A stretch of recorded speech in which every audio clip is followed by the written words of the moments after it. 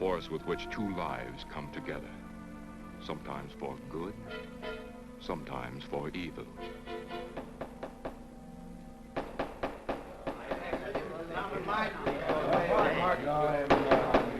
I say, Williams, a lot of line on there. I'm definitely against it. Williams seems to forget we have our stockholders to answer to. Phone Mrs. Williams, Della. Tell her to be ready in about an hour, and I'll pick her up. Yes, Mr. You phone San Rafael and see if those papers are on the way over from the executive. Yes, Will.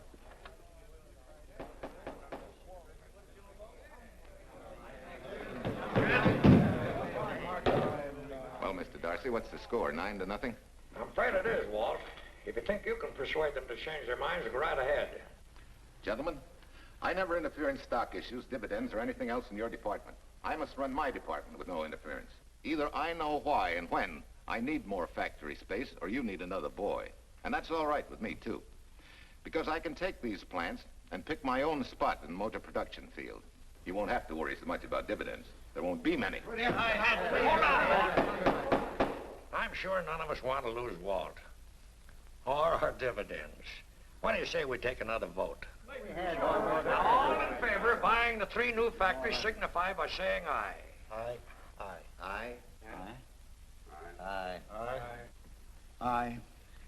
An unanimous vote. Congratulations, Walt. Congratulate the board. They're the winners. Williams, if these factories are so valuable that other companies would jump at the chance to get them, how do you know that you can buy them at the price you quoted us? How do I know? I bought them this morning. Good morning. Della, I was asked to rush this up for Mr. Williams. Get my wife, Della? Your maid said she'd gone to the dentist. I gave her the message. Oh, fine. Oh, this just came. Thank you. What about those papers? They're here. Burke's checking them now. Good.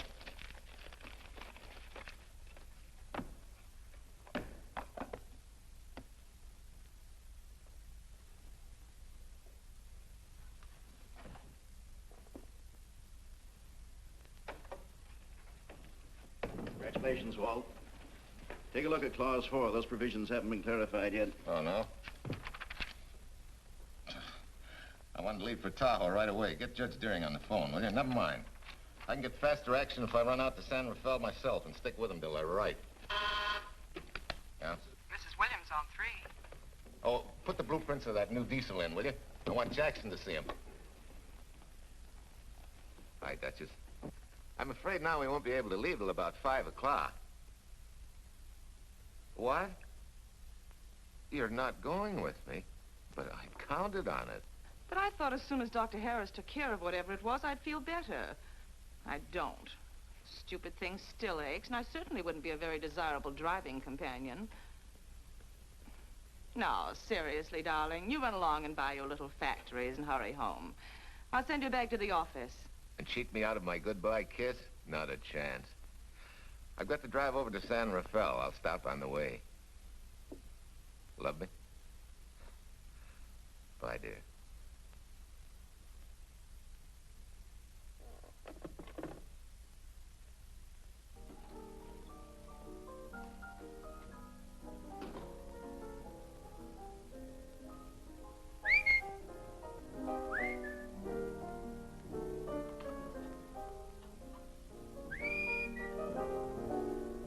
How do you expect me to whistle through a toothache?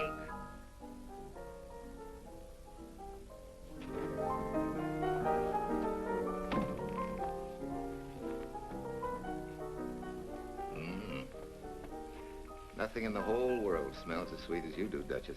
Certainly don't feel sweet. I was grouchy as an old bear. Well, old Doc Williams can give you something to fix that. Close your eyes. Relax a minute. Take a look at that, see if you don't feel better. Oh, Walt. Oh, darling, it's beautiful.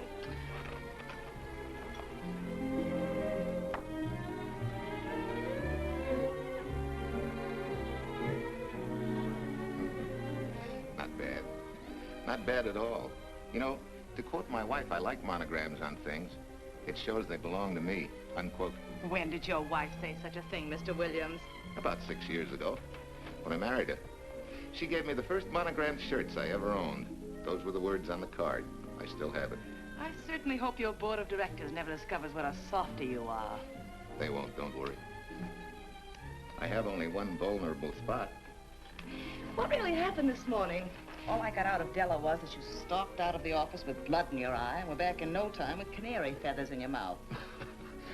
Oh, I clipped those birds' wings, but short. No one's gonna vote me down, sweet. Not when I know I'm right. Mm-hmm. But how did you convince the board of that so quickly? With subtle hints and easy persuasion. Like this. Either I get what I want, or you get yourself another boy. And that's all right with me, too. Walter! What a clumsy ox. I'm sorry, Duchess. Oh, please, sweet, don't be so upset. Oh, if you could have seen your face. Oh, don't bother, dear. Sue Lynn will take care of that. Not exactly a good prescription for nerves, huh? You know, you're wrong, Dr. Williams. The way I feel now, a good catnap will probably make a new woman out of me. And if it's not going to make you too late... Yes? Well, I'm sure that by 5 o'clock I'll... Swell. I'll run over to San Rafael, get things ironed out, and be back for you by 5. On the nose. Darling, wait. That's perfectly silly. I'll take a taxi cab and meet you in Sausalito. There's a drugstore on a corner opposite the square. I'll be there at 5 o'clock and we can go straight on up to Tahoe. That'll save you all that late afternoon traffic and all that time it'll take to come and pick me up. Smart woman, my wife. Thinks of everything. Where's your bag, honey? Oh, Sue Lynn still has some things to press for me.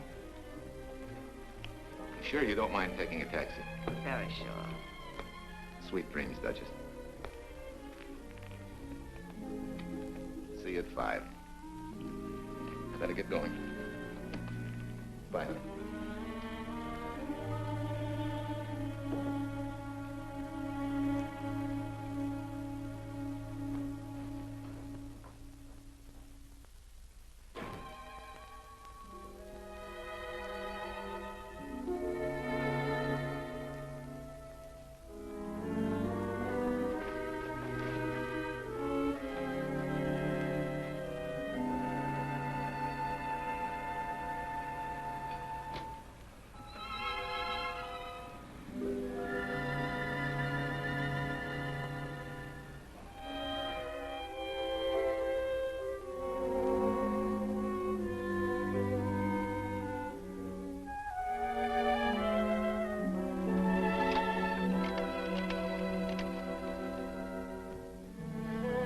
Long distance? I want Berkeley 79721. Hello. Ah. Hiya, beautiful. Yeah.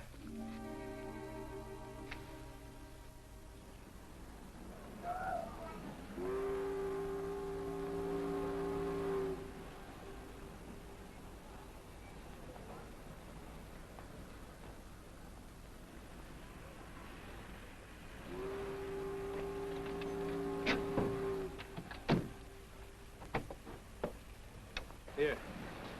Don't forget, turn this stuff over to a bellboy at the Airport Hotel in Oakland. Tell him to hold it for Jack Burns. Jack Burns, the Airport Hotel. That's right, I'll be checking in later. What do I owe you? $1.15 a here. All this stuff back to Oakland. Yeah, here. Buy yourself a new key. Thanks.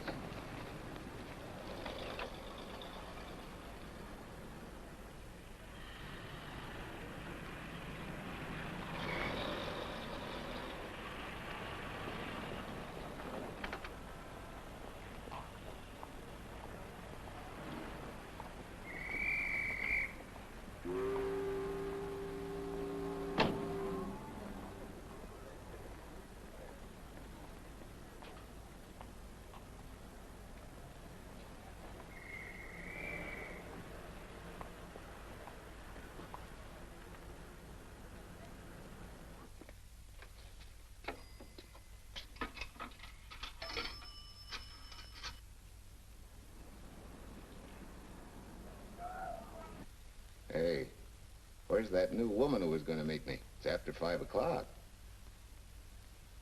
Oh. Gee, I was so sure you were going to be okay. Maybe you better get yourself another dentist, huh? course I understand, honey, of course. Just to prove it to you, I'm coming right on home. No, you really mustn't, darling. I'm going to be perfectly all right, really. And besides... Besides what? Well, I've done something you're not going to like. You remember Aunt Margaret back in Illinois? You mean the old gal in Evanston? I'm way ahead of you. How much? Well, it isn't money this time. It's another relative, her favorite nephew, Jim Torrance. All of a sudden, right out of the blue, just after you left, he telephoned me from Berkeley. Okay, Judge, I'll see him when I get back. Well, you don't understand, dear. You're going to see him right away. What? Well, all he seemed to want was to be able to get back to Illinois, so I... So you buy him a ticket. That's easy. Well, it isn't. I offered to, but he got huffy and said he didn't want any handouts, and... Well, without thinking, I told him we'd pick him up and give him a lift as far as Denver. I won't say I'm getting exactly an even trade for you, but where do I find this guy? Well, he should be there right now. I told him to be on the lookout for a cream-colored roadster, just in case we fail to recognize one another after all these years. Oh, darling, you're such a lamb. You sure you forgive me? What do you think? Well, I better run along or Cousin Jim might get nervous. Take it easy, sweet, and miss me, will you? I do already. Don't drive fast. And please take care of yourself. Softy. Goodbye.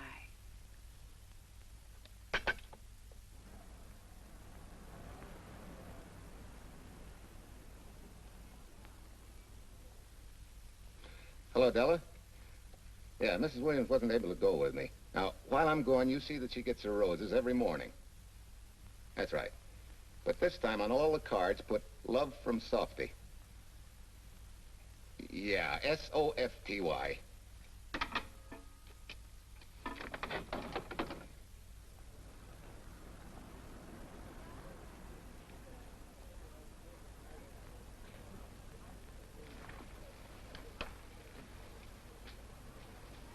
Hello. You must be Jim Torrance. Yeah, that's me. I'm Walt Williams. Hiya, Jim. Hi. Where's Irene? Oh, she's a little under the weather at the last minute. Worse luck. Oh, that's too bad. I was hoping I'd see her. Yeah, I'm disappointed, too. Where's your luggage? Oh, I'm wearing it. Less trouble that way.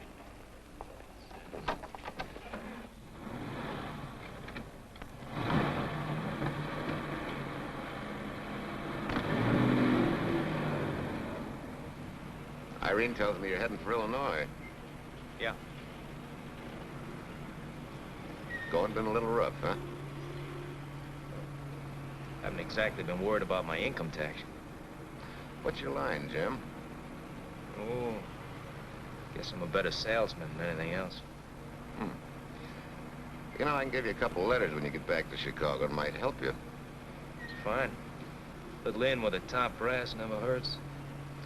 What outfit were you with? Patton's Third Army. How was it? Rough. Except for the time in Italy. I kind of liked it there. Patton's outfit never got to Italy. Of course. But most civilians never know or care, and I figured you didn't either. I'll have fooled you that time.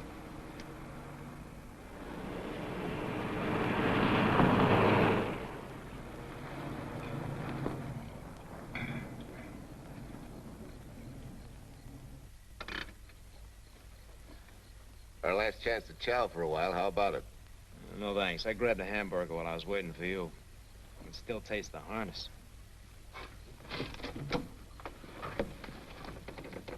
Sure you won't change your mind? No, I'm gonna grab a little shut-eye.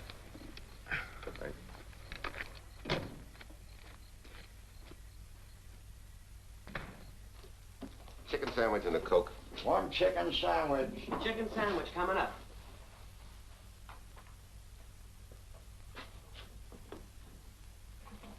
Give me change for $1, will you? Yes, sir.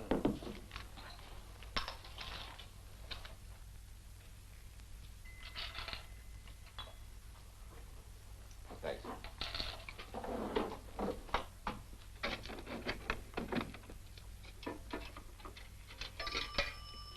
San Francisco. Klondike 2, 6714.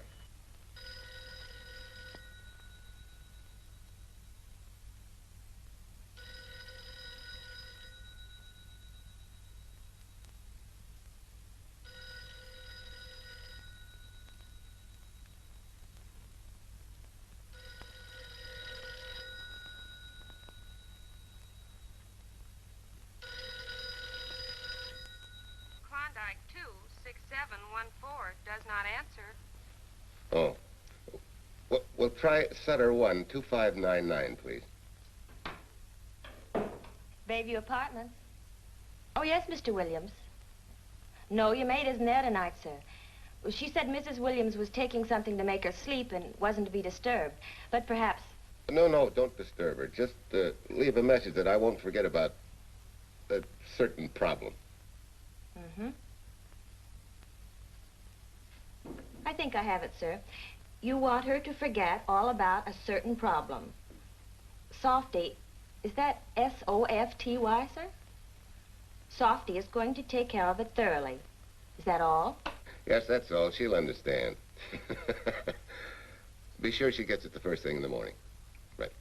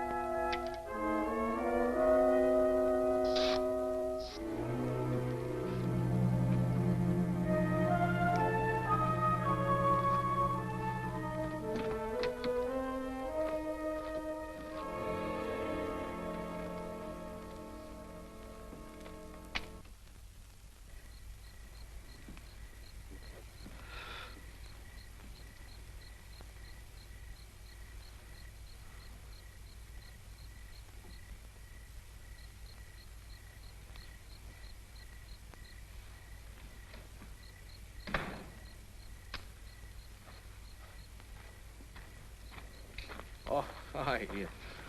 It's been so long since I've been behind the wheel of anything but a Caterpillar or a Jeep, I had to find out what a real buggy feels like. Why don't you drive for a while? Oh, swell. Nothing would suit me better.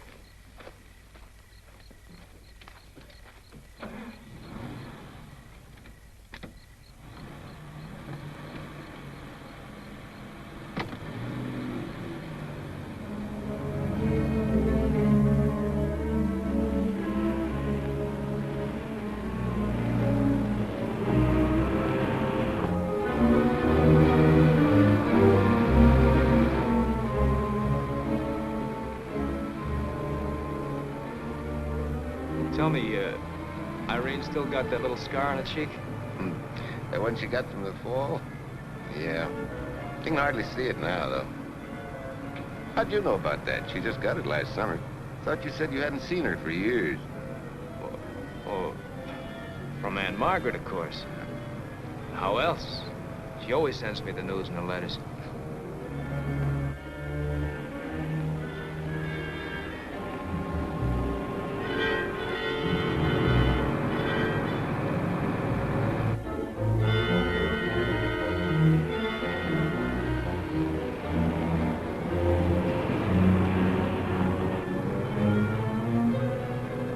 Sure, Aunt Margaret will be pretty happy to see you.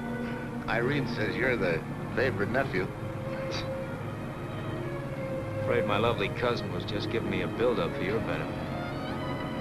You don't know Irene. Maybe not.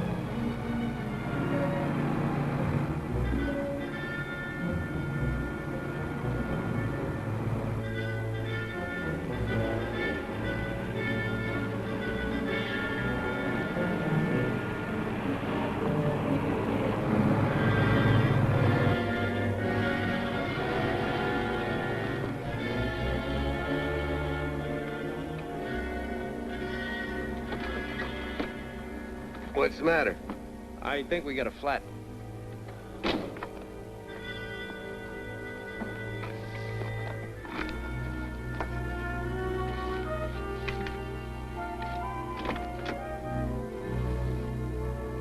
Yeah, flat as a flounder. Well, let's get to work. Hey, look out there, young fella. It's quite a drop.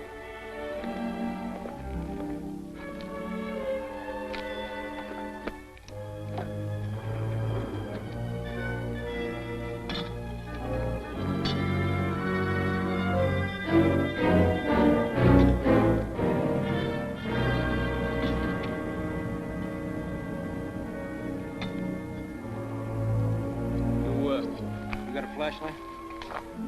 I think I have. Get the jack. I'll take a look.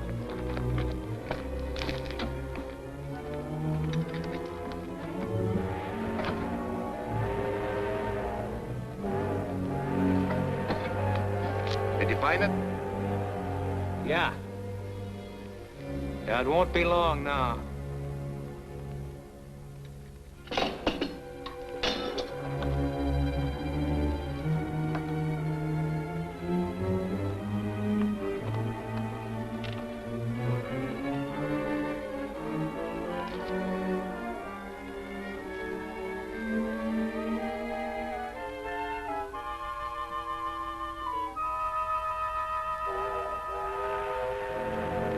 Come on, let's get going.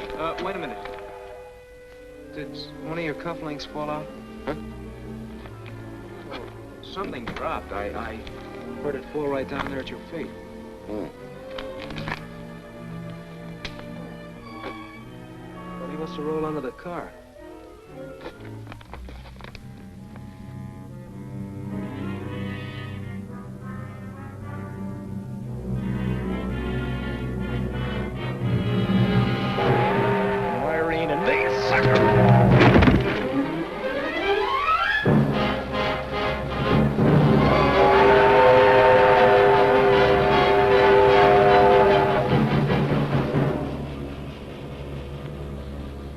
Hello?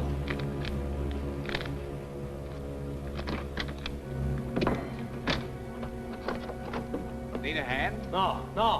I'm all set now. Okay. Good night.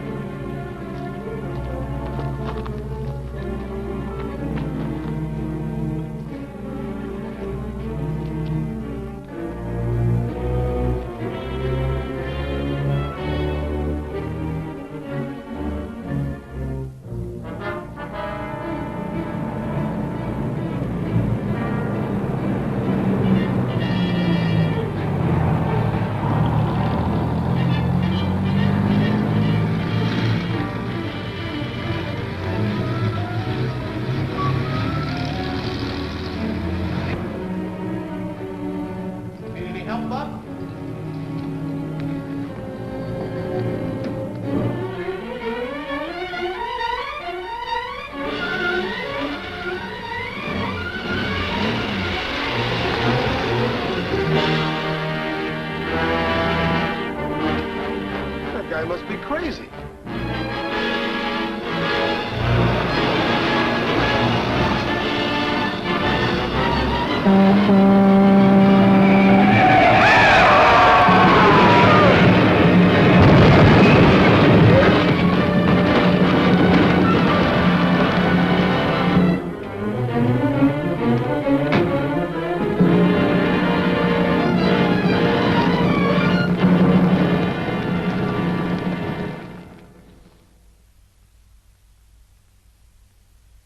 in case my husband should be late and have to rush for his plane. This will be taken care of. Thank you. Tell Mrs. Burns the 302.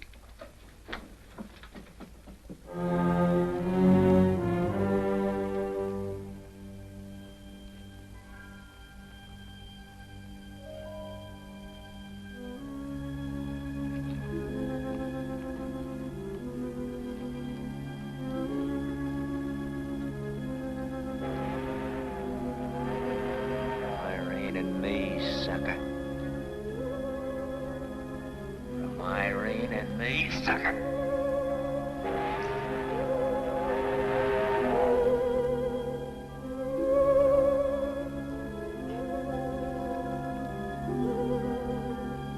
Take care of yourself. Softy. Softy.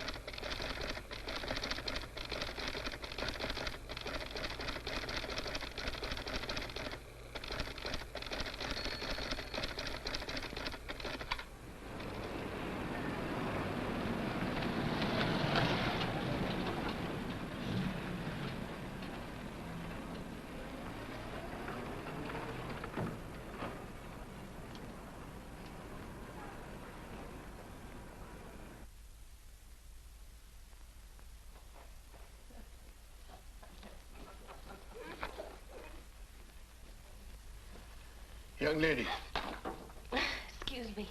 I want to see Mrs. Walter Williams. I'm sorry, sir, but she left orders not to be disturbed. I'm sorry, too. Lieutenant Quincy of the police department.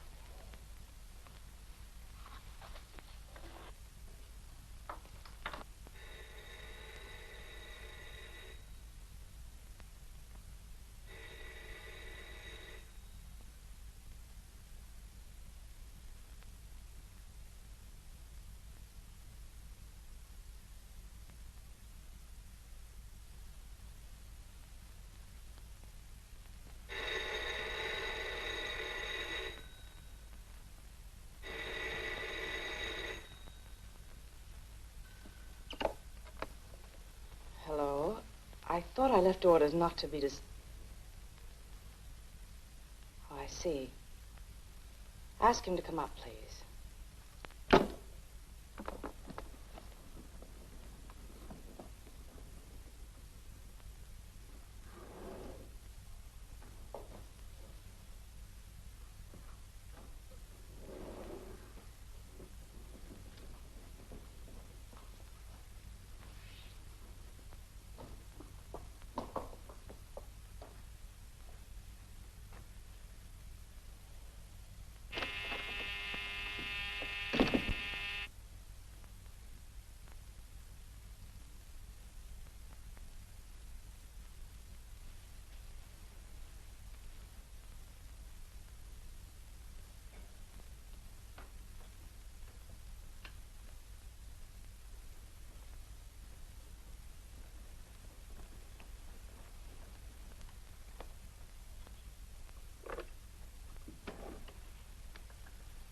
Yes?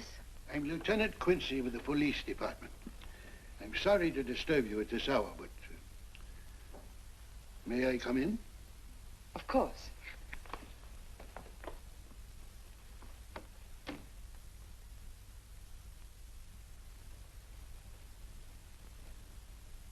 Well, Lieutenant? Did your husband go on a motor trip late this afternoon? Why, yes, he went to Denver on business. Why? Was he driving a Packard Roadster? Yes. Is anything wrong? I'm afraid there is. Won't you sit down? Has something happened to my husband? Yes, Mrs. Williams. He's dead, isn't he? Yes. Oh, Walt, I knew something like this would happen. I begged him time and again not to pick up hitchhikers. But it wasn't a hitchhiker, Mrs. Williams. It was just an accident. He ran into a truck, a gasoline truck. You mean there was fire? He must have been driving pretty fast. I don't think he felt anything after the crash.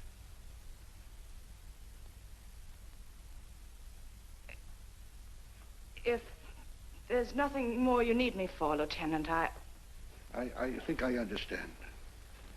And may I say you've taken this with a great deal of courage. Good night, Mrs. Williams.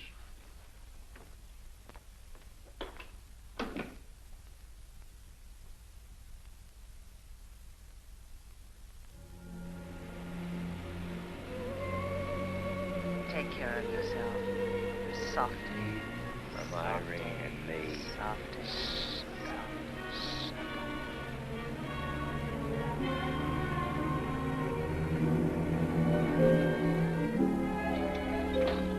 Ready? Yeah. That Williams must have been quite a guy. Yeah, he went to work for Universal Motors as a sheet metal worker. Mm-hmm. Less than 10 years, he's their top production man. Well, he sure went out in a blaze of glory. Yeah. Let's go.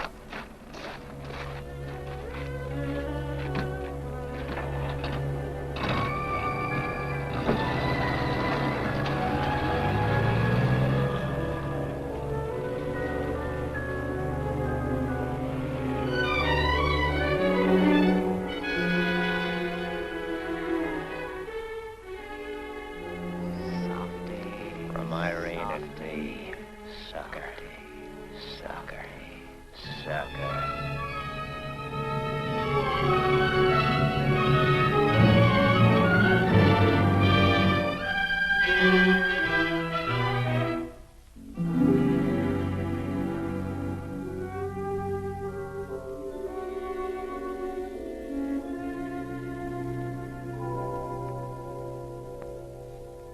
Well, could Mr. Burns have taken a later plane and still made connections for Mexico City?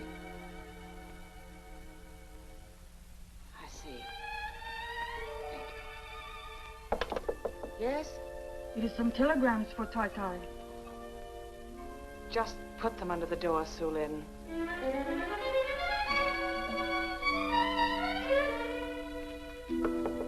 Please, Tai Tai, a policeman Quincy most anxious to see you. Ask him to wait, Su Lin.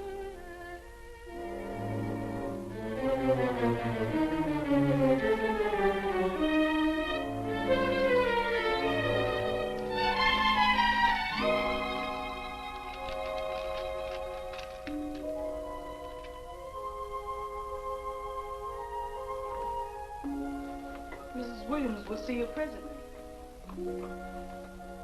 Will wait, please.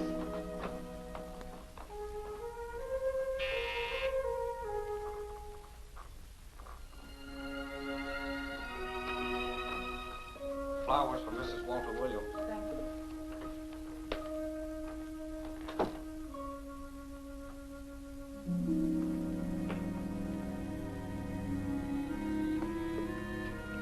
Roses like Mr. Williams always sending when he's away.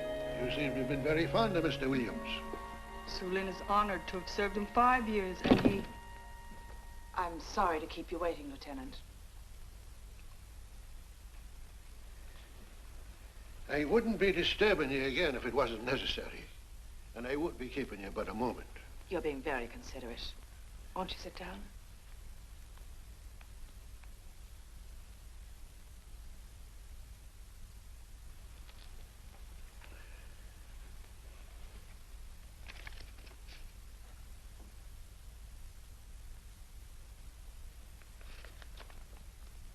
Everyone's been most thoughtful.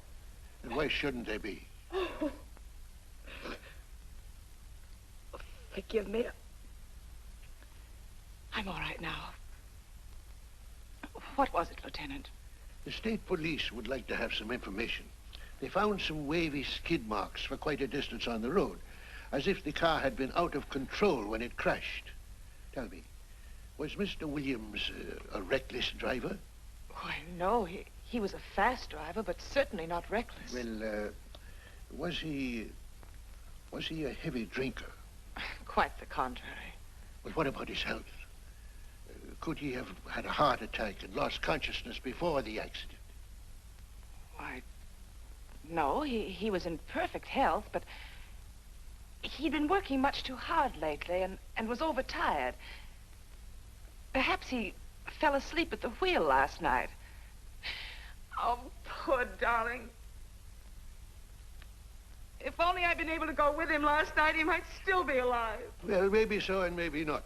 You mustn't blame yourself, Mrs. Williams. Fate plays an important part in these matters. Your handkerchief.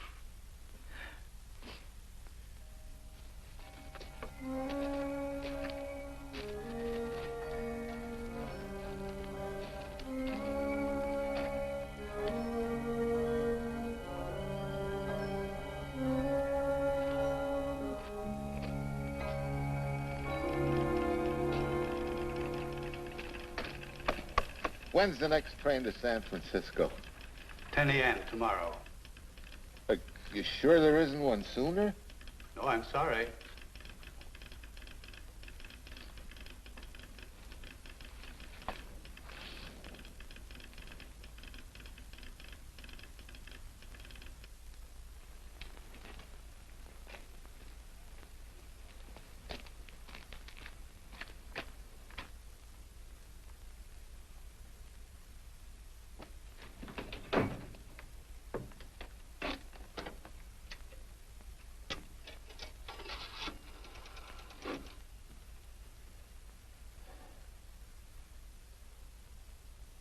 We have a circuit now, sir. Evanston. Calling Mrs. Margaret Hubbard's residence in Evanston. One moment, please.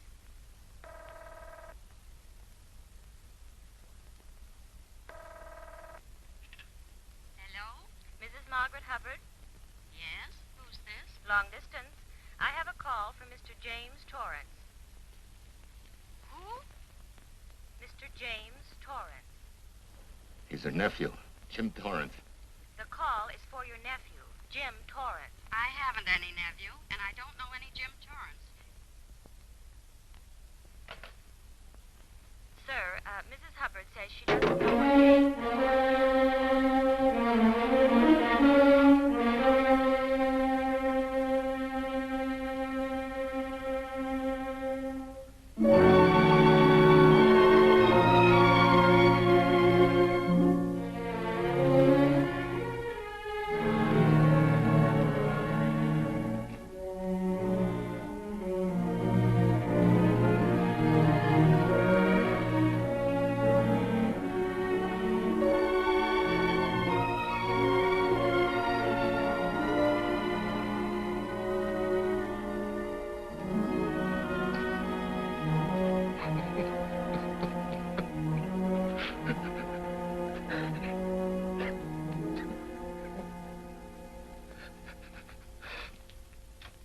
What's the matter, son? Looks like you need a doctor. Doctor? I can't leave the station, but old Doc Bender's just across the road there. Yeah. Doctor? Think you can make it? Yeah. I'll make it.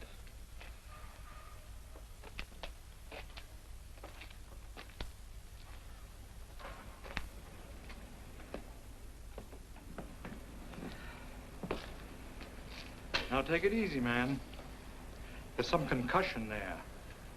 You've got to watch your step for a while. Yeah.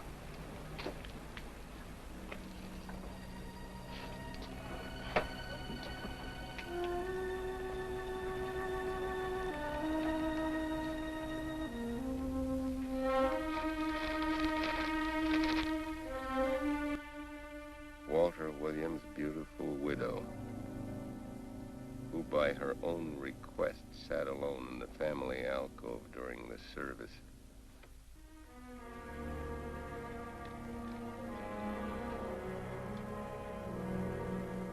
Smart. Someone might have caught her licking her chops.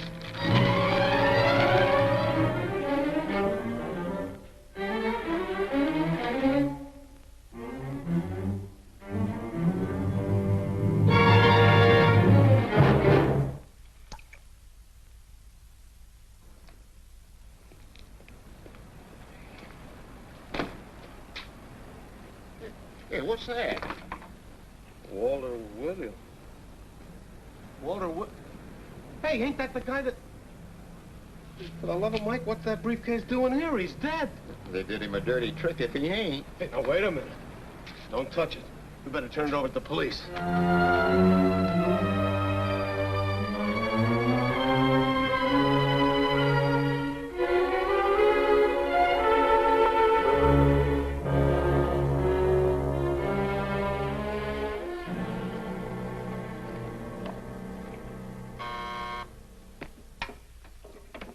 Homicide, Captain Callahan. Oh, yes, Chief. The Duke just came in from Washington. The fingerprints are those of a James Torrance. Yeah, I'm putting Quincy on it. Right. This sort of opens up a new can of peas on the Williams accident. There's the FBI reporting the guy. Playing with the lady's affection seems to come natural with him. All you got to do, Quincy, is find him. Yes, that's all I got to do. Last known whereabouts of Jim Torrance was in a moving van somewhere between Sacramento and Points East. Yeah, wait a minute. Last known address, care of his sister, Mrs. Joseph Rossetti. Irving Apartments, Berkeley. Well, what are you waiting for, Quincy? Let's go.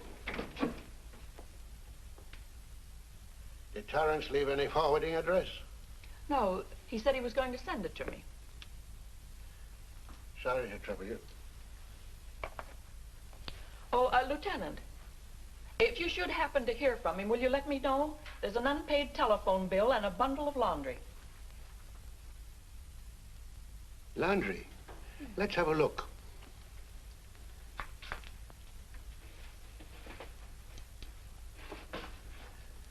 I may have to take this along with me. Not without a receipt, you don't. You mean you don't trust the police? In my business, you don't trust anybody. Mine, too. Holy St. Valentine's Day. Look, he had the same thing on his shirts, too.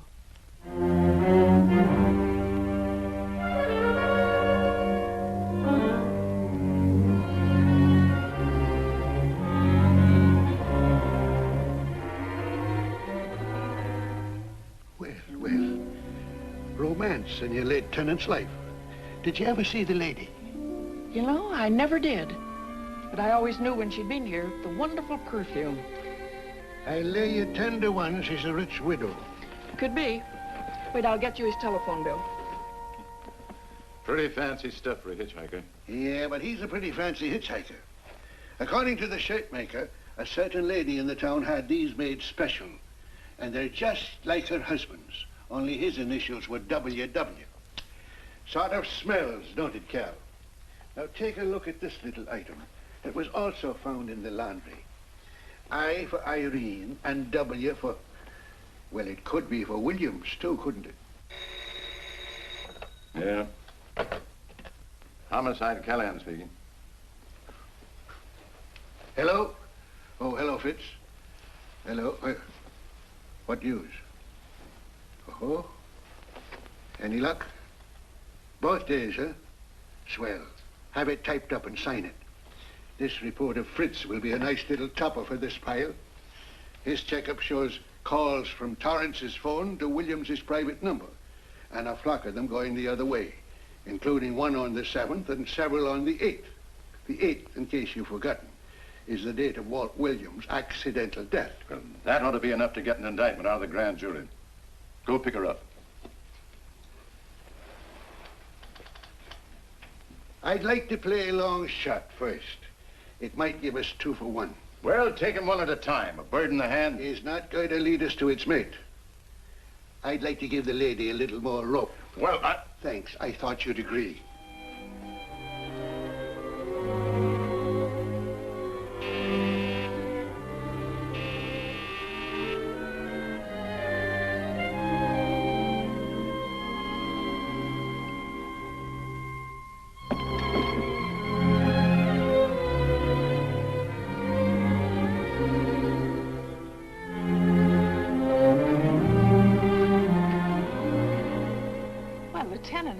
You just caught me. I'm glad. I have some rather startling news I thought you should know before it hits the headlines. Come in. Thank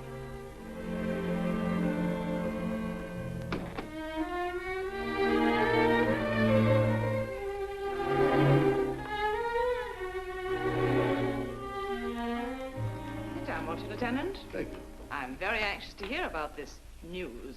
It seems that your first hunch, remember, that a hitchhiker was responsible for your husband's death?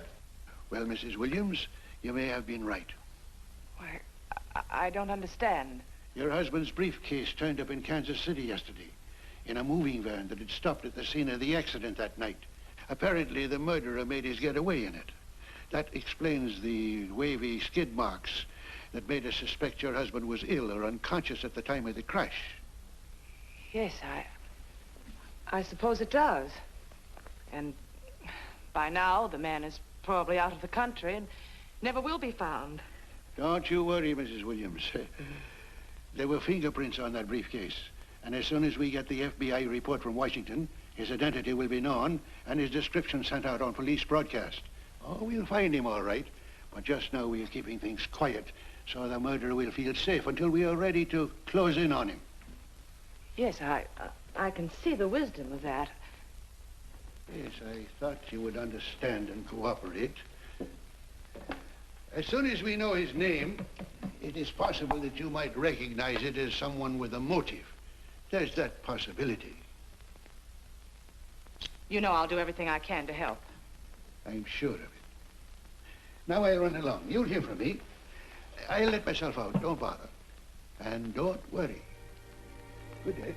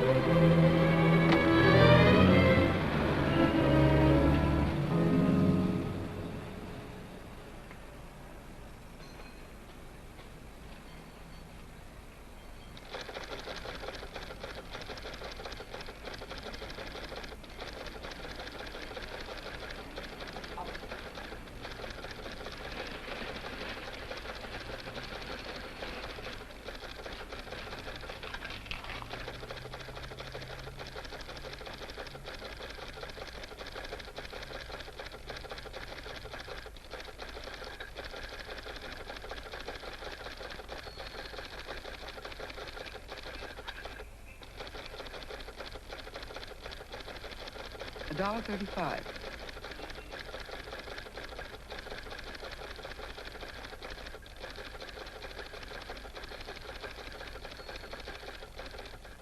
See, everything after the letter J in the first name has been obliterated by heavy writing over it. The only impress letters legible are those between words or before them, like RNS at the end of this name here, and the Hotel Santa here before the word Evanston. Well, Tom, don't you think it's about time you retired? Why, there isn't even evidence there of Mrs. Williams' intent to communicate with Torrance. And who do you think should be the path to the telegraph office to wire to? The League of Decency? I'll tell you what I think, that you should have brought her in when I first told you to. By the time we get her now, she'll have figured out a way to tip Torrance off. He'd be that much tougher to find. Not unless she's tipped him off from your office. Ernie's got her on ice waiting for you.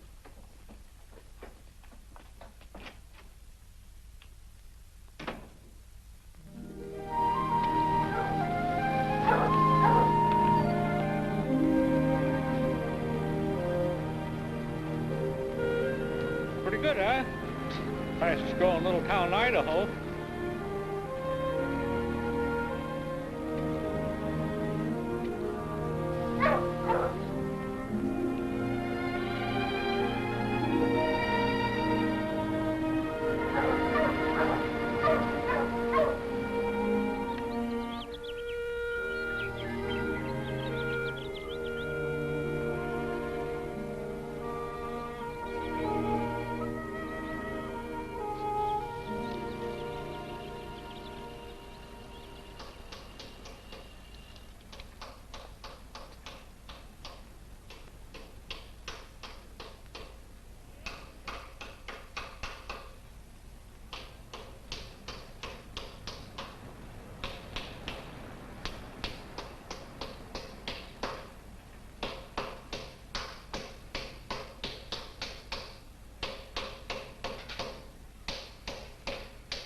Have a heart, son. You trying to wreck that engine? Oh. Sure. It's a hobby of mine. The way you're going at it, you can't miss.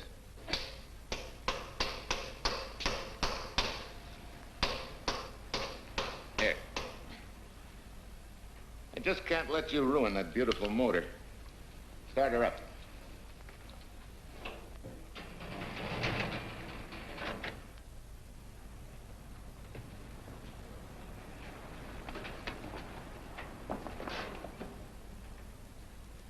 Okay, start her up.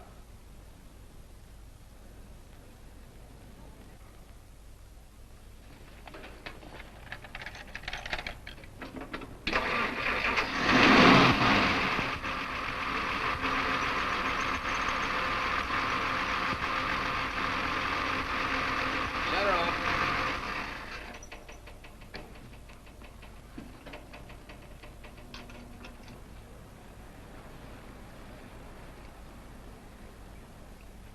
You're certainly not a mechanic by trade. Hands like that. Maybe it's a hobby of mine.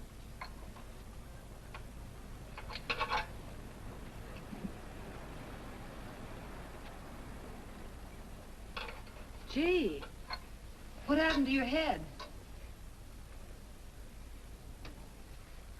Perhaps I was talking when I should have been listening. Okay? Okay by me. Thanks a lot, Hill. So long, Marcia. Bye. He's all right now. You better lay off though till the boss gets back. I'm the boss. I guess the new cars are a little bit over my head. Now, with a jalopy, it's different. Aren't there any mechanics around here you can hire? No, they all went over to the new factory in Mansville. I guess they got better wages. Tough break. Yeah. How much do I owe you? Oh, forget it. Well, I'll be shoving along. Well, at least have a cook in the house. You might as well. Marcia, can I use your phone a minute, please? Sure, help yourself, Uncle Ben. Never rains but what it pours. 650, please. Flat tire this morning. Now the danged engine stalled on me. Nice and cold. Wilson's garage? No, I did not give you the wrong number. Fine thing using my phone to cheat me out of repair bills. Aren't you ashamed? You gave me the wrong number. 650, please. You're a nice girl, Marcia Peters, and your ma's a fine woman. And I'll always buy my gas and oil here. But you ain't never gonna tinker with my car again. Busy? Busy. Always busy. Wait a minute. We're not so busy. Would you like to do another good deed and give Uncle Ben a hand? Why not? Where is your car, mister? Maybe I can help you. Why, are you a good mechanic? Very good. And very reasonable. Well, just what you need, girl. Better hire him. It's an idea, Uncle Ben. Come on. Thanks for the Coke. Sure.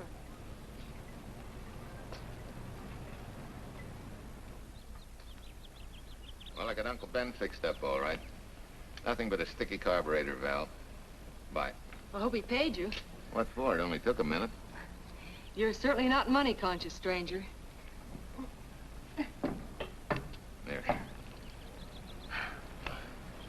This is no kind of work for a girl. Well, somebody has to do it if I want to stay in business. And I want to.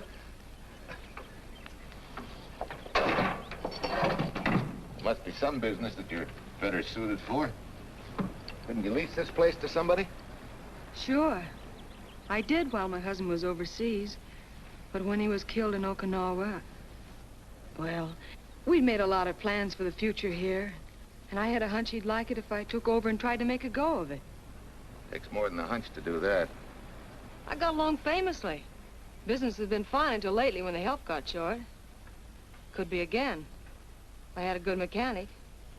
Yeah. You sure need one, all right. Well, for Pete's sake, say yes or no. Do you want the job or don't you? You mean you'd hire me without knowing anything about me? You can repair automobiles. What else do I need to know? Except your name. Well? Why not? Sure. I'll try it for a while till you get someone permanent. The name's Bill Walker. Okay, Bill, it's a deal. And maybe if business gets real good, you'll want to stay. Oh, don't count on it. Where does this go, on the rack? Yeah.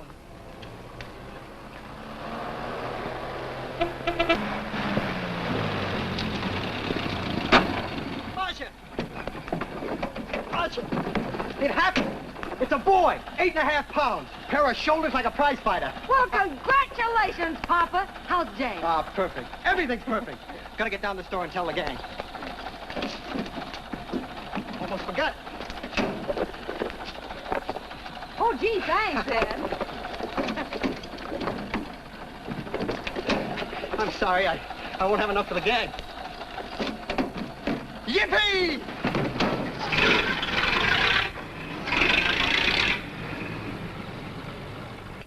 Thanks. Say, we haven't settled the matter of wages yet. Maybe I can't pay your regular salary. Suppose we leave that open till you find out how much I'm worth to the business. Doesn't seem to be any business right now.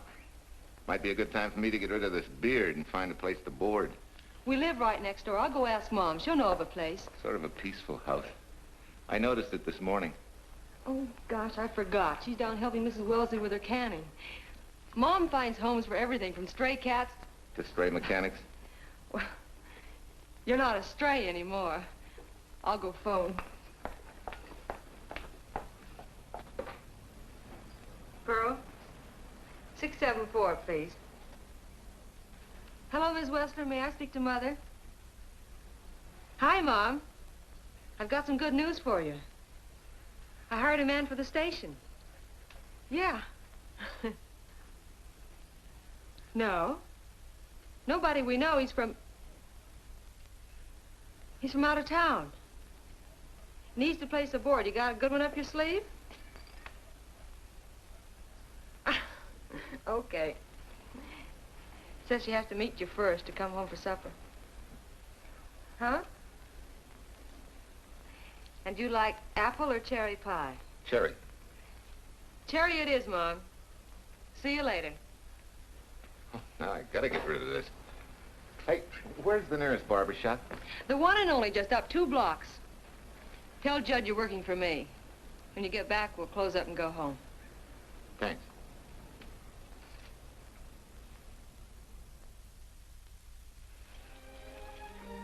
Well, that's real nice. You must have had a good bringing up, young man. Thank you for the young man. We thank thee, O Lord, for thy bounty, and ask thy blessing on this food, and on the new friend who shares it with us. I hope you're good and hungry, Mr. Walker. Who wouldn't be? Marsh, she eats like a sparrow, with all the hard work she does. May I have your plate, please? Well, she can start taking it easy now. Boss, the help. Thank you. She never takes anything easy. Has to put her whole heart and soul into everything she does. Well, now that you're through with me, Mom, how about Bill? Have you thought of a place for him to stay? Well, why can't he stay right here? We have a spare bedroom going to waste. And I think you like my cooking. Like it? That's very kind of you, Mrs. King, but it seems an imposition. Imposition, nothing. That's good business. I can get back what I pay you in board and room. Well, Marcia, what a thing to say. If you'd like to stay, we'd like to have you. We have some more vegetables. Mrs. King, you have a boarder. May I have a biscuit, please? Oh, excuse me.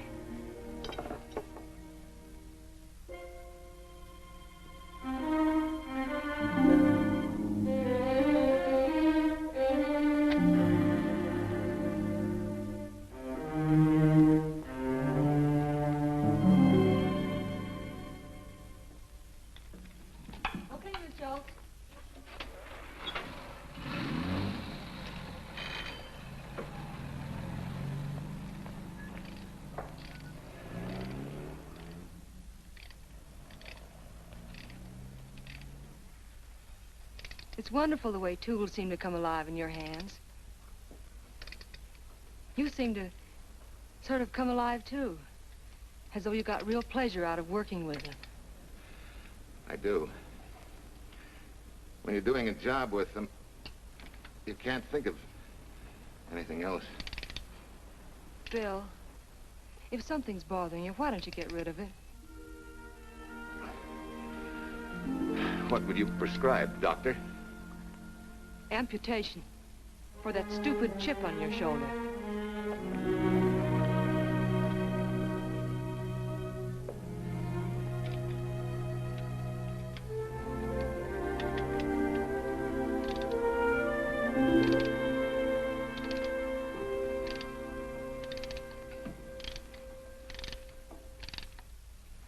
What you need is a ring job.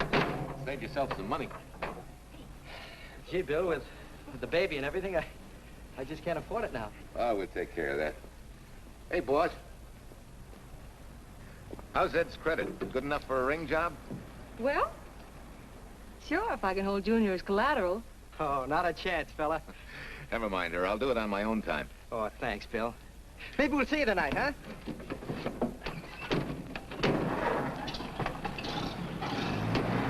Some shoulders, huh? Yeah. Some father, huh? Bye, Marcia. Bye, Marcia. Bye. Nice kids. Hey, was Ed clowning about their being hard up? No. Things have been pretty tough for him ever since he got out of the service. Fix a car for him, Bill, and only charge him for the labor, okay? Then he gets it for free. I'd already figured on knocking that off. Say, we could make it an anniversary present. Anniversary of what? Junior's arrival, and mine, 3 months ago today. Time certainly flies. That was a lucky day when you came to MP service. Your work's been bringing in a lot of business. I'm glad of that. Hated to have fallen down on Mom and you. Say, look, boss, why don't we three celebrate tonight and go to the movies? Ed said he and Jane were going. Well, that lets Mom out. She'll be babysitting. I'd love to go, Bill. I haven't been in ages. Here's your opportunity. Go to work.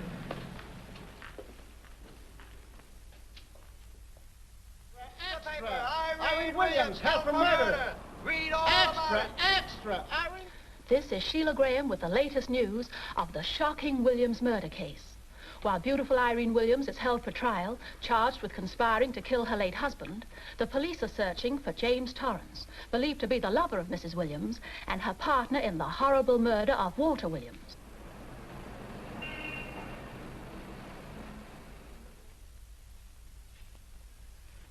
If I'm handling your case, my dear Mrs. Williams, I want 1/3 of everything you get.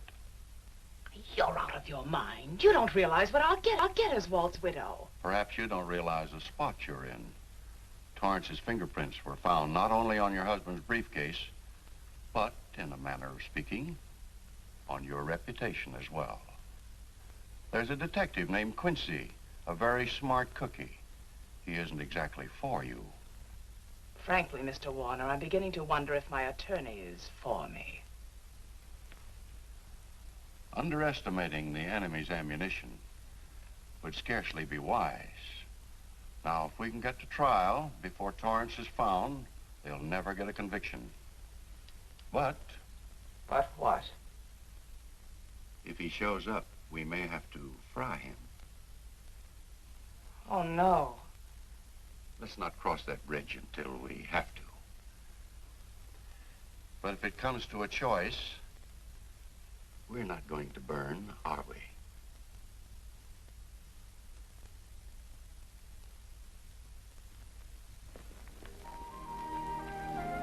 Aren't you the chatterbox this afternoon? What about this afternoon? Oh, sorry, boss. I guess it was wool gathering. You're only supposed to do that in the spring. Is there anything you don't know? Yes. What's San Francisco got that we haven't? Better newspapers, for one thing. Anyway, California's supposed to be the land of opportunity. I thought that by now you liked it here. I do. Very much. It's a good town. Nice people. Swell boss. Thanks. We like you, too.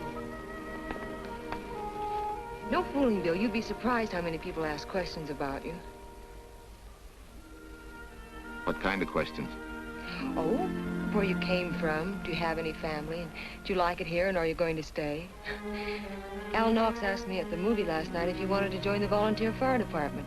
Just interested, friendly things. I suppose it is natural for people to wonder about a stranger who moves into their community, like I did. You know, I've been thinking, maybe it wasn't such a good idea, you and I going to the movies last night.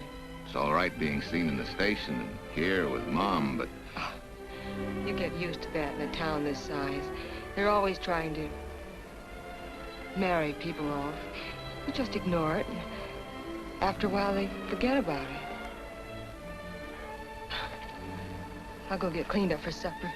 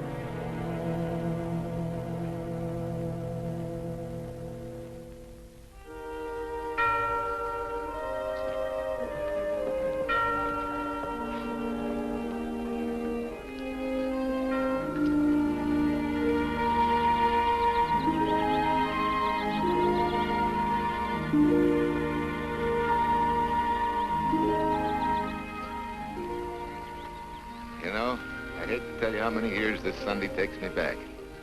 Did you always fall asleep during the sermon? I wasn't asleep, Mrs. Peters. I merely closed my eyes to concentrate. Oh, well, that's what you call it. I had to nudge you to stop you from nodding. Quiet. You're disturbing my reminiscent mood. Even smells the same. Could be the same bees buzzing in the same clover. As they say, you can take the boy out of the country, but... A rolling stone gathers no moss. It has to stop rolling sometime, doesn't it, Bill? Sometime, maybe. We grow a very becoming shade of moss here in Larkspur. Don't you think? You grow a lot of nice things here. Anyone in particular? You'll have to skip the answer to that one. Someone tore it out of the book. You're married, aren't you, Bill? Yep. That's right. You must have loved her very much to have been hurt so deeply. To be so afraid of someone, even yourself. Maybe it's better that way. then no one gets hurt. Bitterness and hatred hurt everyone. Can't you see, Bill? They're like a wall that shuts out all the sunshine from a garden and lets everything wither. Make room in your heart for something else, can't you? I guess this is my day for sermons. Sorry. As Mom would say, you never get rich minding the other fellow's business. Hey, that's a flyer. I'll be seeing you.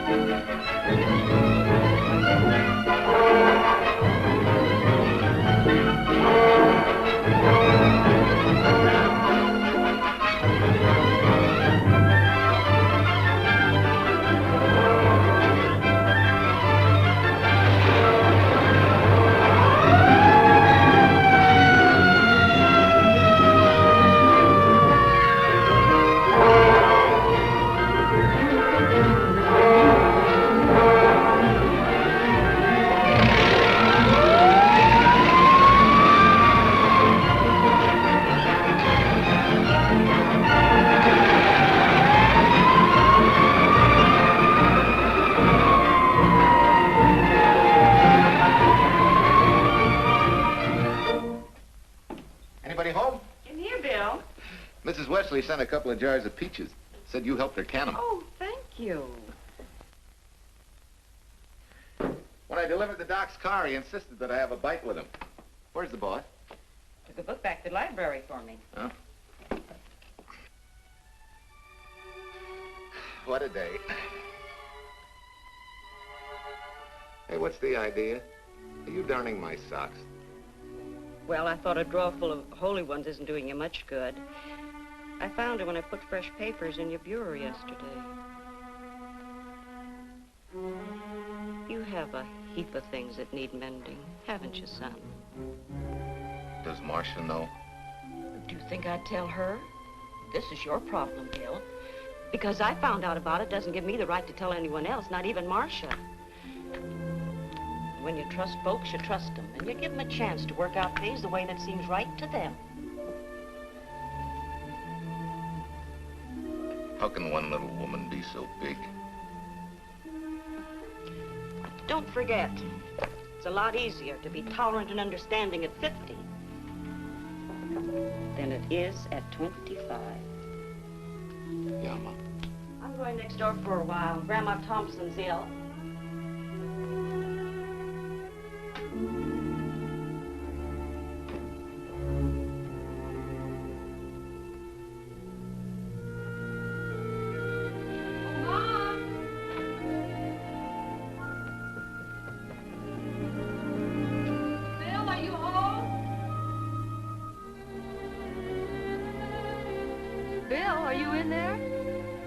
Yeah. Mom went next door, Marcia. Hi. Do you work awfully late? Oh, about 6. Anything wrong? Come in. I want to tell you something. I'm checking out. Has something happened? No, just... I'm doing what I should have done a long time ago. Moving along. But why, Bill? My name isn't even Bill. There isn't any Bill Walker. I'm Walter Williams. The late Walter Williams. Walter Williams? I don't understand. You may not even after I've told you, but at least you'll know the whole story. Sit down, please.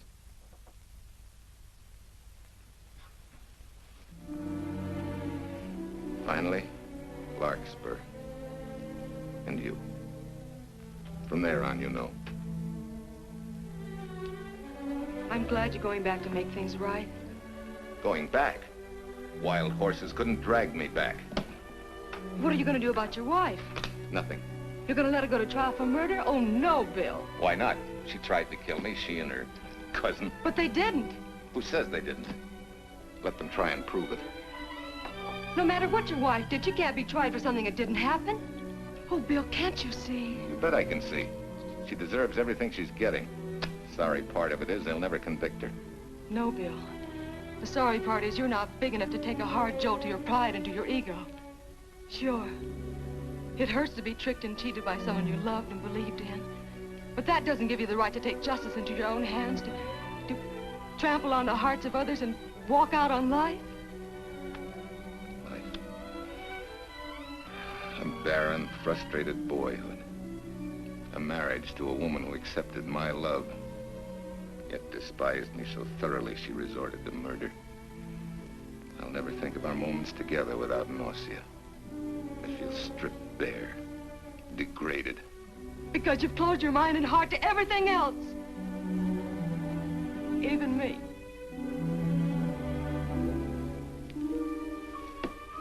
Oh, Bill, please.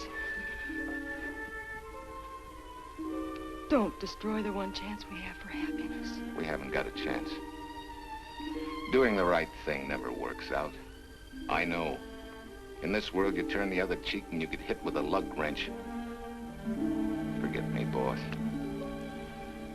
Try and forgive me.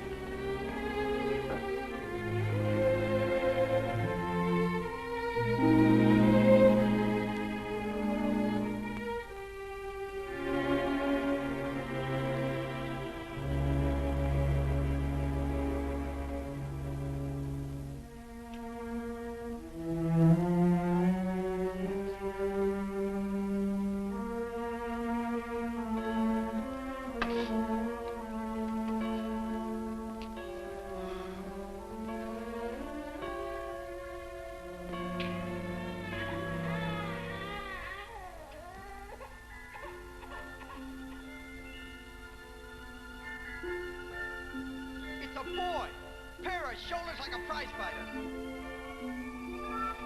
You know, I hate to tell you how many years this Sunday takes me back. You have a heap of things that need mending, haven't you, son?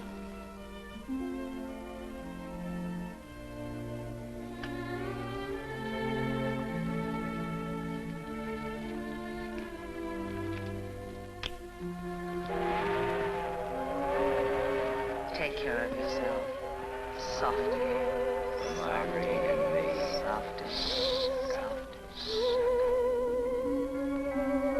You're not big enough to take a hard jolt to your pride and to your ego. Sure. It hurts to be tricked and cheated by someone you loved and believed in. But that doesn't give you the right to take justice into your own hands. Trample on the hearts of others and walk out on life. Oh, Bill, please. Don't destroy the one chance we have for happiness.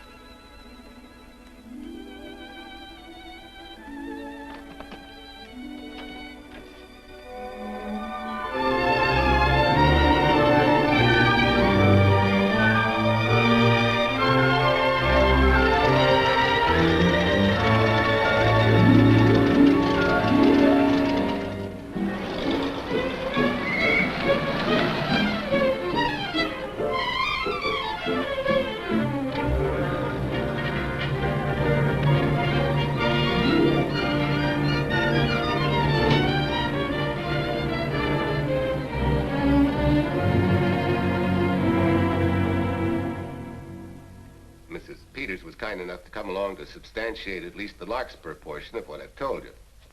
Very thoughtful of you, Mrs. Peters. Mr. Williams, when you read in the newspaper that the hitchhiker who attacked you had been, well, a close friend of your wife's for some time, it must have been a great shock to you. I didn't come here to discuss my emotional reactions, Lieutenant. If you need me for anything further, Captain, my office will know where to reach me. Let's go, Marshal.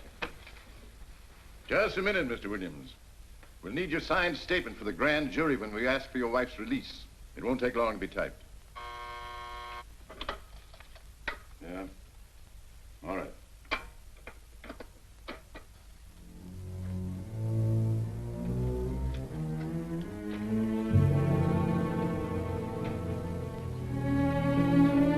Come in.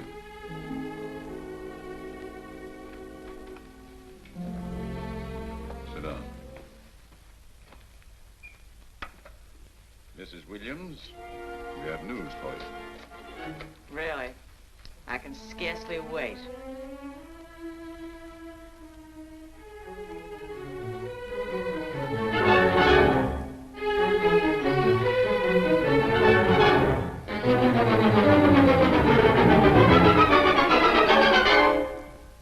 It seems it was Torrance who was in the car when it crashed. Jim? Dead?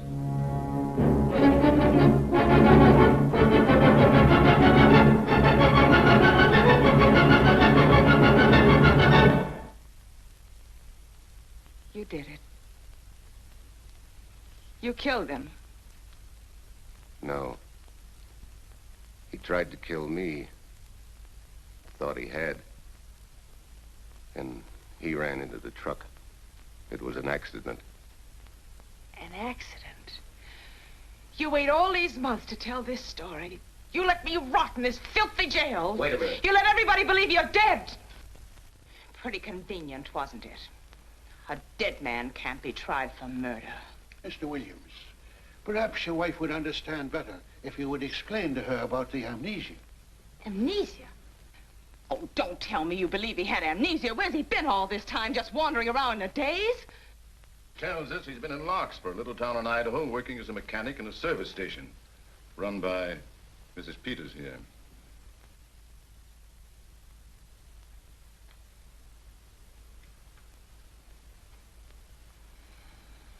I understand perfectly.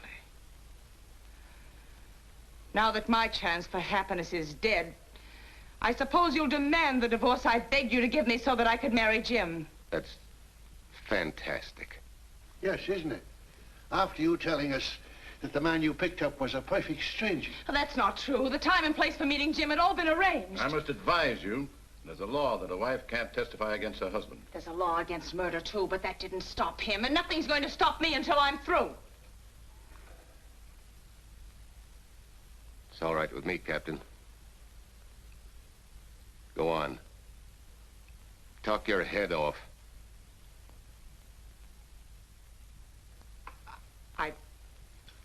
I was to have gone with him to Denver. He insisted on it, although I was quite ill. Several hours before we were to leave, he came home. There was a violent scene. He threatened to kill me unless I agreed to give up Jim. And I wish he had. This is incredible. Not one word that she has said is true. Then you've nothing to worry about. Mrs. Williams, was there a witness to the threats you mentioned? No. Unless the maid overheard. She was in the apartment. In fact, she picked up the pieces of the vase that he threw at me. Where's she now? I don't know. She left me suddenly after all this began. Please, could the questions wait? I feel rather ill. Will you have Mrs. Williams ready for the grand jury at 10 o'clock tomorrow morning? That's all.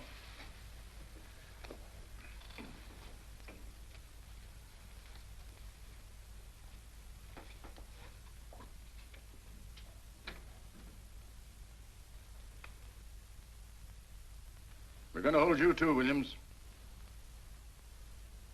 On what charge? Suspicion of murder. But he's not guilty of any of these things. Then it should be easy for him to prove it. Take it down and book him. That fiction of Mrs. Williams must have been very convincing. No, we just couldn't buy that yarn you tried to sell us. Let's go.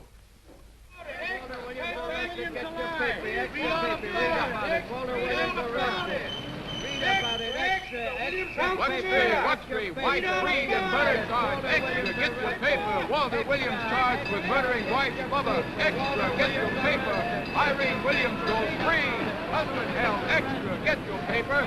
White Breed and murder charge. Walter Williams charged with murdering wife Bubba. And Daly's going to cover Williams' office. Okay, boys, hop to it. I want all I can get by 10 a.m. tomorrow for the grand jury. Okay, Chief. Oh, Tom, don't miss a bit. Dig up everything you can on Williams and the Peters dame. You sort of believed Irene Williams' story, didn't you, Ben? She made better sense than he did.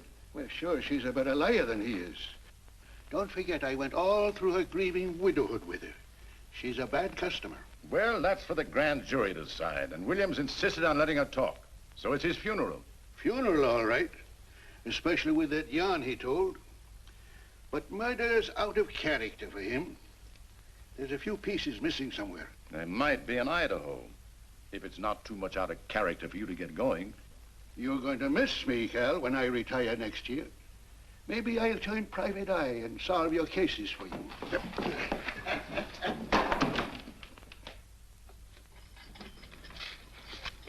Hi, Williams. Mr. Williams? Thanks. Got a deal from the bottom here, don't you? Sorry, Williams. Okay, Williams.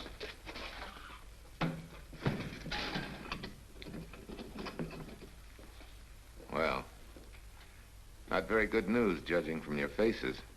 Well, Walt, the grand jury returned indictment against you. Mrs. Williams was released. I see. Now, don't you worry, Walt. We'll have you back at work where you're needed, and in short order. Come on, Eldridge. There's a visitor waiting far more attractive than we old fogies. We're just leaving, Mrs. Peters, but remember, don't hesitate to call on me for anything. Thank you so much.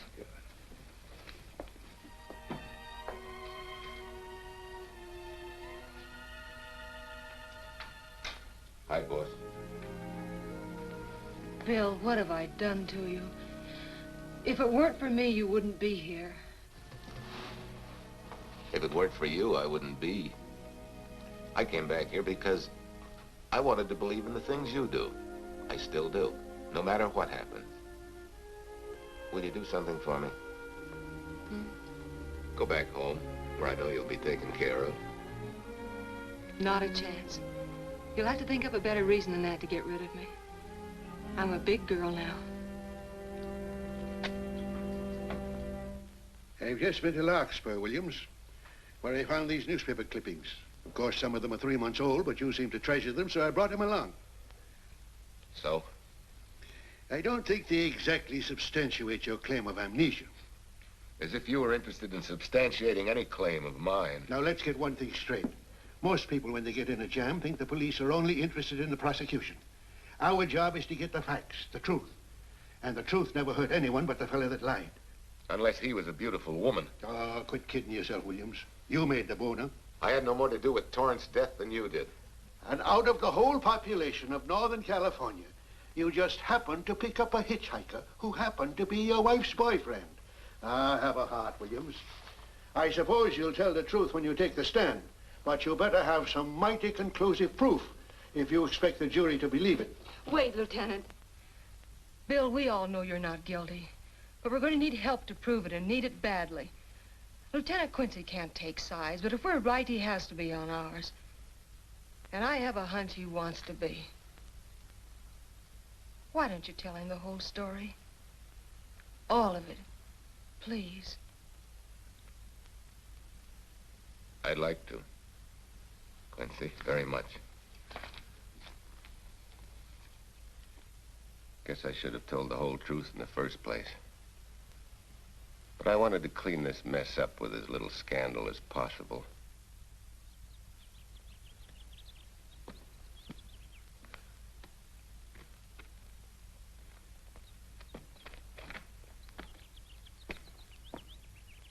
Well?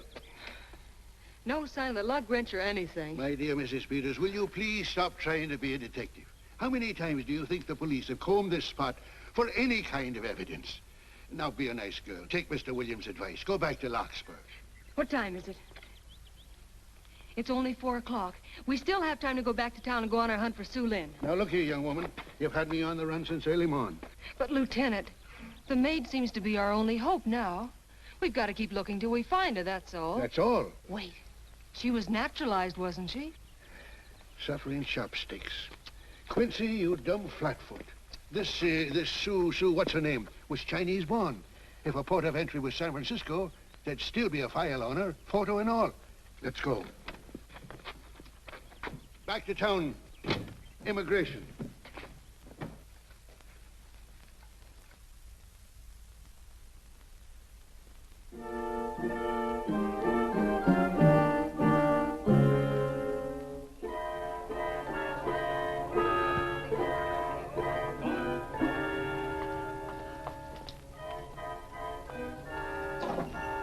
I hope the council has given us the right lead.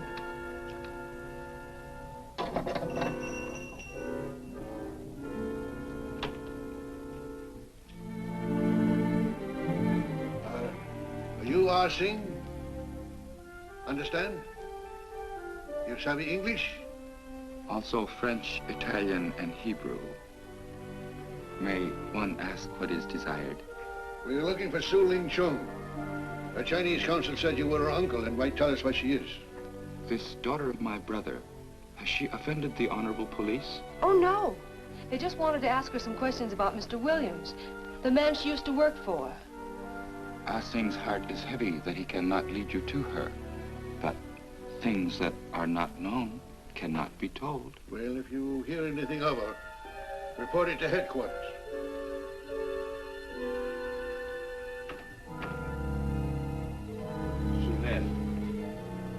Untruth is not good for soul, and not wisdom when told to policemen. Better for the soul to be kind than to be wise. Su Ling must keep silence to help in this matter.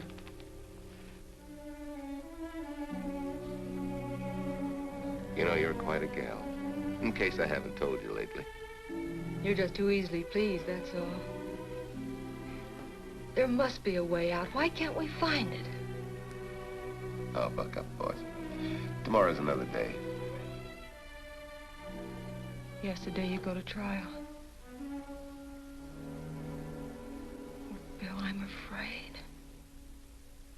And the state intends to prove, beyond any reasonable doubt, that the defendant, Walter Williams, did, with malice aforethought, kill the deceased James Torrance, whom he knew to be his wife's lover. And that with his victim dead beside him, he drove his car into the course of an oncoming truck, jumping clear himself some seconds prior to the crash. And subsequently, he made his getaway in the back of a loaded furniture van. And for 3 months, as Bill Walker, he laughed at justice, but had imprisoned his unfaithful wife for conspiracy in his own murder. But then he decided that being dead cramped his style. He thought he could eat his cake and have it too. So he returned, most anxious to explain his long absence and to right the dreadful mistake that had imprisoned his wife for 3 months. Ladies and gentlemen, it was a cold-blooded, premeditated murder and must be punished to the fullest extent of the law. Call the first witness, please. Captain Callahan, did Walter Williams tell you what suddenly cured his amnesia after 3 months? No, he did not. But he did tell you the man that struck the blow which caused the amnesia was a total stranger, a hitchhiker he had picked up. Yes? And that he knew nothing of this man's identity or relationship with his wife until he suddenly recovered from his amnesia and heard or read the details. That's what he said. That's all. Thank you, Captain. Your witness, Counselor. No questions. No. I saw no signs of amnesia, but definite concussion. He was a bit evasive in answering questions, but not vague or unsure. In your opinion, Doctor, could this head injury have been caused by a fall? Yes. If the head had struck on some object, such as a stone or a metal pipe. That's all, thank you. Your witness. Dr. Bender, are you familiar with a tool known as a lug wrench for changing automobile wheels? I'm afraid I am, sir. I've had a regular epidemic of flat tires lately. Well, then, in your opinion, could this head injury which you treated have been caused by a blow from a lug wrench? Yes. It could have been caused by that, too. Thank you, Doctor. The ones with the earliest dates, you will notice, are heavily creased, as though they'd been carried in a wallet or a coat pocket. Thank you. Lieutenant Quincy, will you kindly tell the court where you found these newspaper clippings? In the bedroom occupied by Mr. Williams in Mrs. Peters' home in Larkspur, Idaho. Is this your handwriting, Miss Revere? Yes, sir. And that's the message, at least our record carbon of it. Would you read it to the court, please? June 9th, 8:32 p.m. Message from Mrs. Walter Williams, Penthouse D. Mr. Williams called, said he wants you to forget all about a certain problem, that Softy is going to take care of it thoroughly. Was there any other conversation? Well, I just asked if that was all, and he said, yes, she'll understand, and sort of laughed as if it were a joke and hung up. Some joke killing the wife's boyfriend. That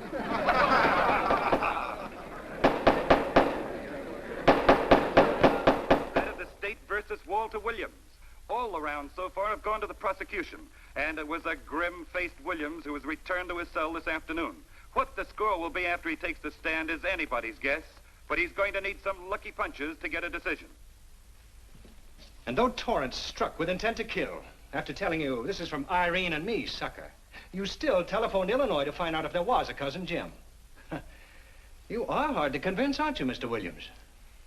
Is it so incredible that a man should fight against believing such a thing about his wife? Oh, that is very touching. From a husband who planned a trip on which he intended to destroy his wife and did kill her lover. That's a lie. Your Honor, I object to the conclusions drawn by the prosecutor and move that it be stricken from the records. But, Your Honor, there is a corpus delicti, remember, who was your wife's lover. Objection sustained. There's also her own story, which in front of witnesses you insisted she tell. And then we have your own two different stories from your own lips. One featuring a perfectly strange hitchhiker, the second an equally strange Cousin Jim, without a questionable substantiation for either bit of fiction.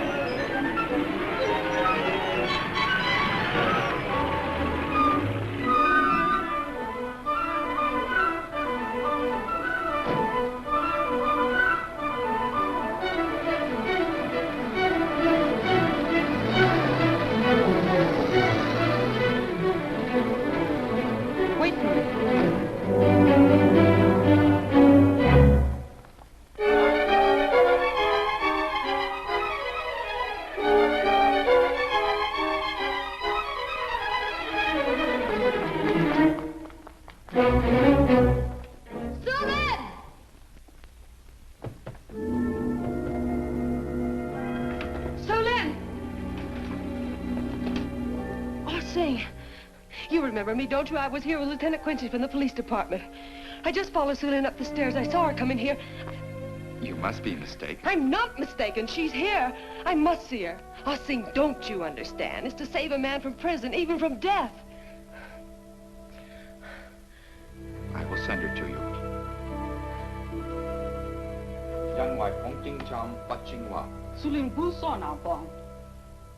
Oh, Sue Lynn, we've been looking for you all these weeks. Mr. Williams needs your help so desperately. I cannot help. You must forget that you found Sue Lynn. Forget it? But you're his only witness. You're the only one that can help. Not as a witness. Only with silence can I repay his great kindness to me and my family in China. Why? For I heard other things. That most unhappy day.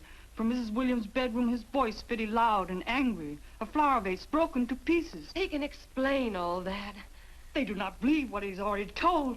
That I heard anything would do harm. Don't you see?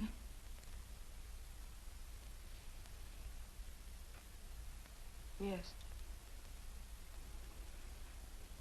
Much sorrow comes from women who know not honor and truth. And Mrs. Williams, she was not true even to that Torrance man. What made you say that? That night when he was killed, her sickness was but wall of falsehood, behind which she could go secretly to a meeting place. You mean she went out that night? Sue Lynn, are you sure? Yes, because next morning in her bedroom I found street shoes that had been worn. Her coat on the closet floor, with the sleeves turned inside out, as though removed hurriedly. And in one pocket, a door key to some hotel. Sue Lynn, that's it. Proof that she and Torrance had planned to meet that night after he killed Mr. Williams. What hotel was it? Oh, I don't remember. The key. What did you do with it? Returned to coat pocket. Come on. We'll get to Lieutenant Quincy. He'll know what to do. And pray, Sue Lynn, every step of the way.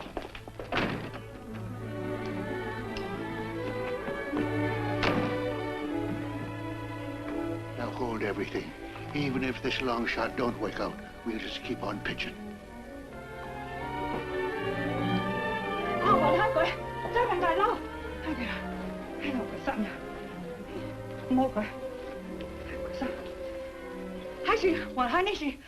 Here it is, yes.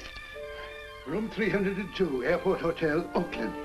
Maybe we got our miracle. A special little Chinese one. It is to hope that Sue Lynn was of small help to Mr. Williams. Oh, Sue Lynn. Come on, copper. Next stop, Oakland. A certain little lady's hotel rendezvous. I was on night duty then, all right, but I sure don't remember a looker like this. Quite a dish, eh? A little too highly seasoned for my digestion, thanks. Lieutenant, just found a couple of cars for room 302 on June 9th. George Baxter, checked out at noon. Mr. and Mrs. J. Burns. Room not slept in. J. Burns. Burns. Look, Quincy. The handwriting on the card is identical to that on the photograph. And here's a little boy, the same thing. The cover-up telegram to Aunt Margaret. Now look at the impressions. J here, and here RNS. J. Burns. That's the name she started a telegram to. Room not slept in. Say, I got that dame pegged now, Lieutenant. She said they'd be out of the room by midnight as her husband was catching a plane.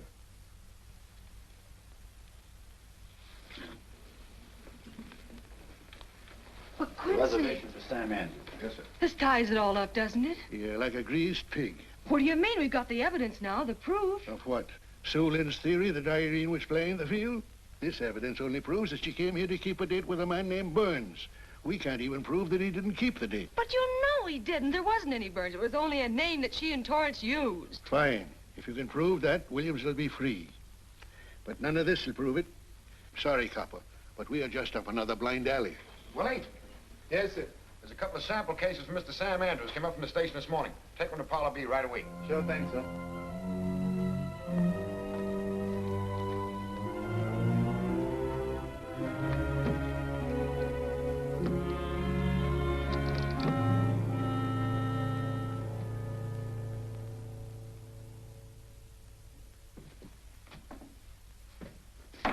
Be seated.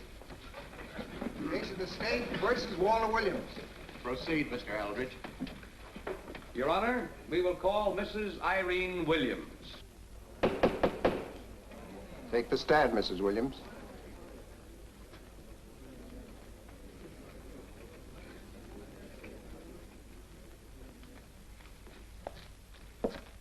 Raise your right hand. You solemnly swear that testimony you're about to give in this cause to be the truth, the whole truth, and nothing but the truth, so help you God? I do. Hey, what cooks? The defense calling her? Mr. Eldridge, what's the purpose in calling this witness? Merely for purpose of identifying handwriting. Now, Mrs. Williams, this photograph of you... Was stolen from my apartment. So, according to the inscription, to Walt, my adoring and adored husband, Irene, this belongs to Mr. Williams. This is your handwriting, isn't it? Of course. I'm touched that he should have wanted it so badly. And this telegram, addressed to Mrs. Margaret Hubbard. Is that also your handwriting? It is.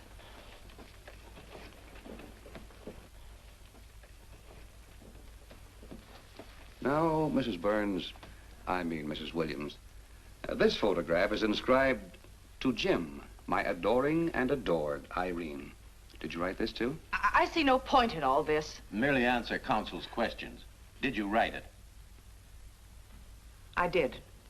And these letters addressed to Mr. James Torrance, did you write them? Yes.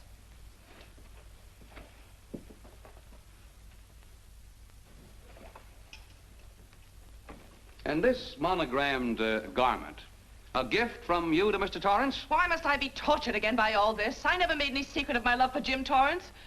That's why he's dead. Your love for Jim Torrance. Yet on the very night he was killed, you had a rendezvous with a man named Burns, didn't you? I don't know what you're talking about. I don't know any man named Burns. I was at home that night, very ill. Oh, yes, the sleeping pills.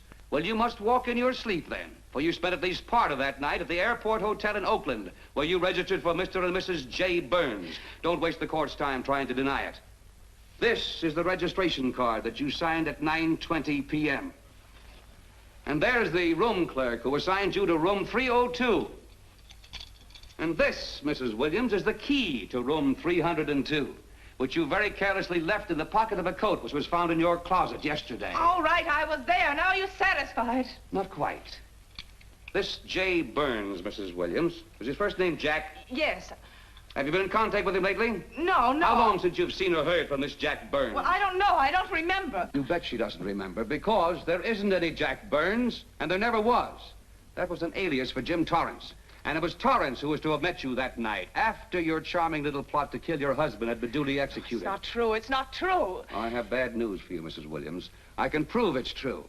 These pajamas, these letters, this picture, all of which you identified for the court, were found in this suitcase, which is full of the clothes and personal belongings of Mr. James Torrance. And the suitcase was found in the baggage room of the Airport Hotel, where it's been held since June 9th. And it says on this tag, in large print, hold for Jack Burns. That is all, Mrs. Williams. Just a moment, Mrs. Williams. Your Honor, in view of the evidence presented, we now ask for a dismissal of the state's case against Walter Williams. And we intend to charge Irene Williams with conspiracy to commit murder against her husband, Walter Williams. Oh, no.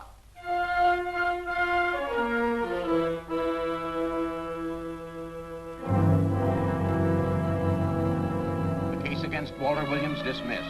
Court adjourned until 2 o'clock.